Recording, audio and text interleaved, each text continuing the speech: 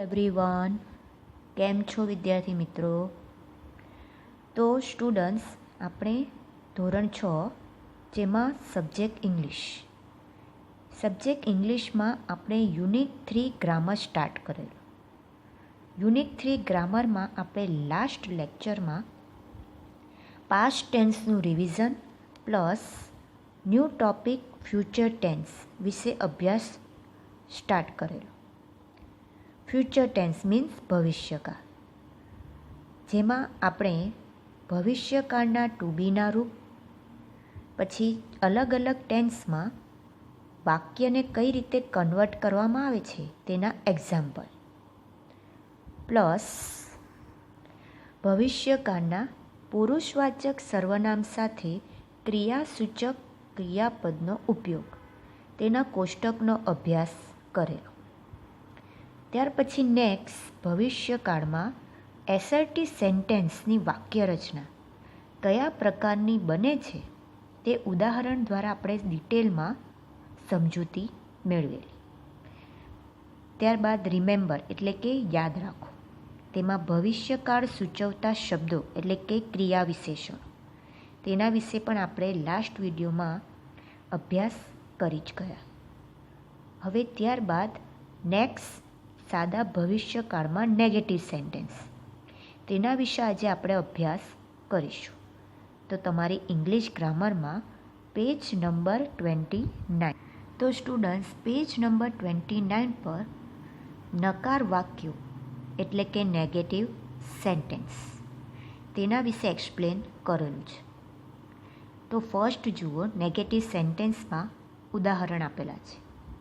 તો આપણે ઉદાહરણ રીડ કરીએ અને સમજીએ કે નેગેટિવ સેન્ટેન્સમાં સાદા ભવિષ્યકાળની વાક્ય રચના કયા પ્રકારની હોય છે.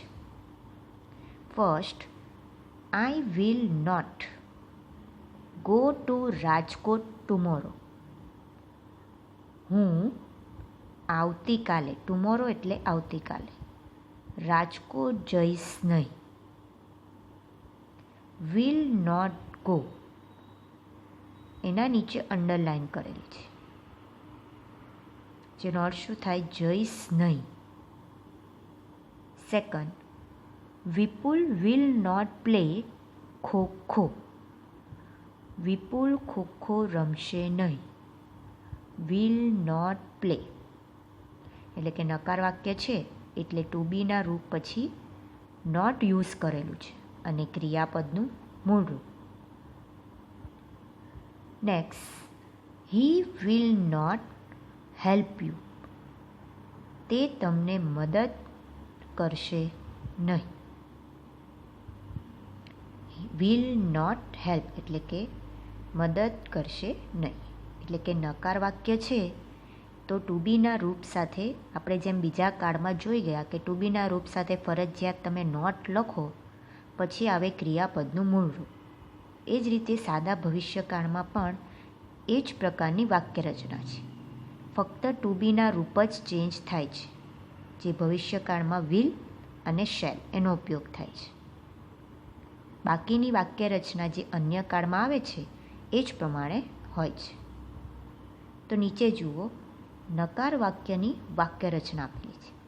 શેલ અથવા વિલ એટલે સાદા ભવિષ્યકાળના જે ટુ બીના રૂપ છે એમાં શેલ અથવા કે વિલ યુઝ કરો, પ્લસ નોટ. નેગેટિવ સેન્ટેન્સ બનાવવાના છે તો નોટ લખવું ફરજિયાત છે, અને નોટ પછી જ ક્રિયાદર્શક ક્રિયાપદ જે ઉદાહરણમાં આપેલું હોય તે નોટ પછી જ લખવાનું હોય છે.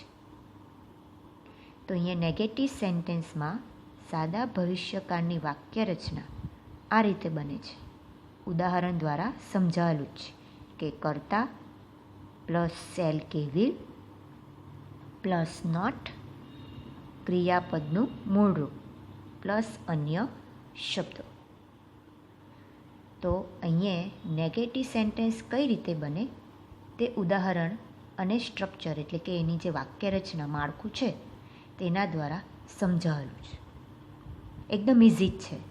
તમે શેલ કે વિલ પછી નોટ વાપરો અને ક્રિયાપદનું મૂળ રૂપ જ લખવાનું, ત્યારે જ એ નેગેટિવ સેન્ટેન્સ બને. ત્યાર પછીનો જે ટોપિક છે ઇન્ટ્રોગેટિવ સેન્ટેન્સ. ઇન્ટ્રોગેટિવ સેન્ટેન્સ એટલે કે પ્રશ્નાર્થ વાક્યો. પ્રશ્નાર્થ વાક્યો એટલે કયા? આમાં WH ક્વેશ્ચન આપણે બનાવવાના નથી. જો એ WH ક્વેશ્ચન હતે તો અહીંયા હેડિંગ હટે WH પ્રશ્નાર્થ વાક્યો. પણ ઇન્ટ્રોગેટિવ સેન્ટેન્સ છે એટલે કે આપણે વિધાન પરથી સવાલ બનાવવાના છે, સાદા પ્રશ્નો, જેમાં હુ, વોટ, વેર, વેન, હાઉ મેનીનો ઉપયોગ થતો નથી. વિધાન પરથી જ ટુ બીના જે રૂપ આપેલા હોય એનો ઉપયોગ કરીને સાદા પ્રશ્નો બનાવવાના છે. એને કહેવાય ઇન્ટ્રોગેટિવ સેન્ટેન્સ. તો આપણે ઉપરનું જ એક ઉદાહરણ લઈએ. He will not help you. તો હવે આના પરથી આપણે જ્યારે સાદો પ્રશ્ન બનાવીએ ત્યારે વિલ આગળ અને હી પાછળ. એ જ રીતે અન્ય એક્ઝામ્પલ જોશો તો ખ્યાલ આવી જશે.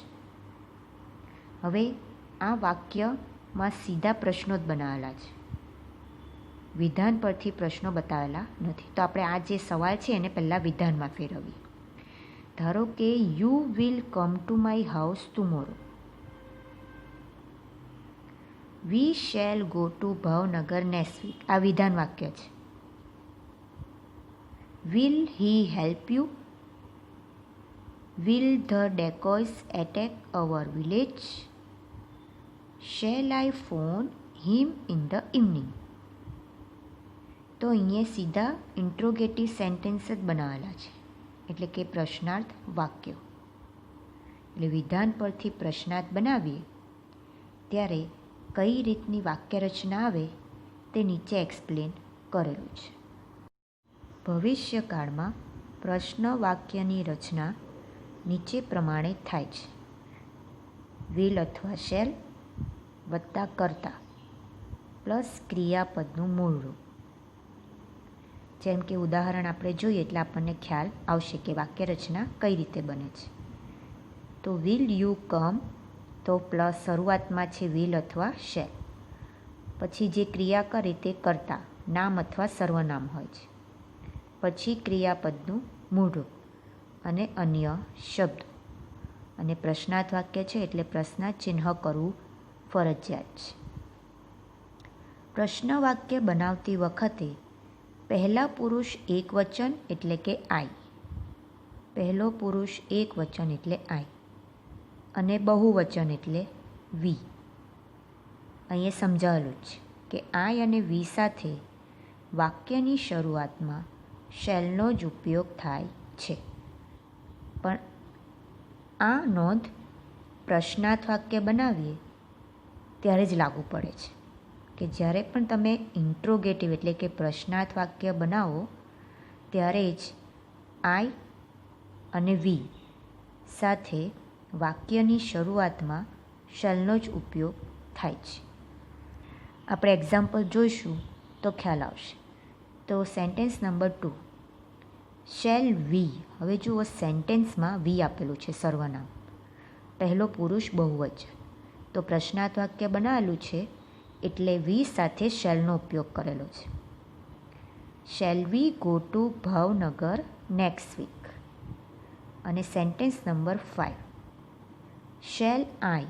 હવે આઈ એટલે પહેલો પુરુષ એક વચન, એટલે કે નોંધમાં આપેલું છે એ પ્રમાણે. એટલે આઈ અને વી સર્વનામ આપેલા હોય તો પ્રશ્નાર્થ વાક્ય બનાવો ત્યારે તમારે શેલનો જ ઉપયોગ કરવાનો, તમે વિલ વાપરી શકશો નહીં. એટલે આ નોંધ ખાસ યાદ રાખવી જરૂરી છે કે જ્યારે પણ પ્રશ્નાર્થ વાક્ય બનાવીએ ત્યારે વાક્યમાં વી અને આઈ સર્વનામ આપેલા હોય તો વાક્યની શરૂઆતમાં શેલનો જ ઉપયોગ કરવો ઇન્ટ્રોગેટિવ સેન્ટેન્સમાં. ચલો, તો અહીંયા આપણો જે આ ટૉપિક છે ઇન્ટ્રોગેટિવ સેન્ટેન્સ, એમાં વાક્ય રચના એટલે કે ભવિષ્યકાળમાં પ્રશ્ન વાક્યની વાક્ય રચના આપેલી જ છે કે વિલ કે શેલ અથવા કર્તા પ્લસ ક્રિયાપદનું મૂળ રૂપ. અને યાદ રાખવા જેવી બાબતમાં વાક્યમાં વી અને આઈ બેમાંથી કોઈ એક સર્વનામ આપેલું હોય તો પ્રશ્નાર્થ વાક્ય બનાવો યાદ રાખજો, પ્રશ્નાર્થ વાક્ય બનાવો ત્યારે જ શેલનો ઉપયોગ કરવાનો. એટલે કે સવાલની શરૂઆતમાં તમારે શેલ જ વાપરવાનો. તમે વિલ વાપરી શકશો નહીં, કારણ કે ઇન્ટ્રોગેટિવ સેન્ટેન્સ બનાવવાનું છે. એટલે આ નોંધ તમારે ખાસ યાદ રાખવી જરૂરી છે. તો અહીંયા આપણો ઇન્ટ્રોગેટિવ સેન્ટેન્સનો ટૉપિક આપણે કમ્પ્લીટ કર્યો. એટલે આજે આપણે નેગેટિવ સેન્ટેન્સ અને ઇન્ટ્રોગેટિવ સેન્ટેન્સ બે વિશે આપણે ડિટેલમાં અભ્યાસ કમ્પ્લીટ કર્યો. ફરી એકવાર આપણે શોર્ટમાં જોઈ જઈએ. તો નકાર વાક્યની વાક્યરચના સાદા ભવિષ્યકાળમાં કયા પ્રકારની આવે? તો શેલ કે વિલ, તેની પહેલાં આવે કર્તા. એટલે કર્તા પ્લસ શેલ કે વિલ વત્તા નોટ વત્તા ક્રિયાપદનું મૂળ રૂપ. એ નેગેટિવ સેન્ટેન્સની વાક્યરચના છે. ત્યાર પછી પ્રશ્નાર્થ વાક્યની વાક્યરચના. WH ક્વેશ્ચન નહીં, સાદા પ્રશ્નો એટલે કે ઇન્ટ્રોગેટિવ સેન્ટેન્સ. એટલે વિધાન પરથી સવાલ બનાવીએ તે કહેવાય ઇન્ટ્રોગેટિવ સેન્ટેન્સ. તેની વાક્યરચના છે વિલ કે શેલ પ્લસ કર્તા વત્તા ક્રિયાપદનું મૂળ રૂપ. અને યાદ રાખવા જેવી બાબત, ખાસ નોંધમાં આઈ અને વી સર્વનામ આપેલા હોય ત્યારે પ્રશ્નાર્થ વાક્યની શરૂઆત શેલથી જ કરવી. એટલે ટુ બીના રૂપ તરીકે શેલનો જ ઉપયોગ કરવો. આઈ અને વી સર્વનામ આપેલા હોય તો જ. તો સ્ટુડન્ટ્સ, અહીંયા આપણે સાદા ભવિષ્યકાળમાં નેગેટિવ સેન્ટેન્સ અને પ્રશ્નાર્થ વાક્ય એના વિશેના ટૉપિકનો અભ્યાસ આપણે કમ્પ્લીટ કર્યો. હવે નેક્સ્ટ એ ટૉપિકને રિલેટેડ એક્સરસાઇઝ આપેલી છે, જેના વિશે આપણે નેક્સ્ટ વિડીયોમાં અભ્યાસ કરીશું. ઓકે.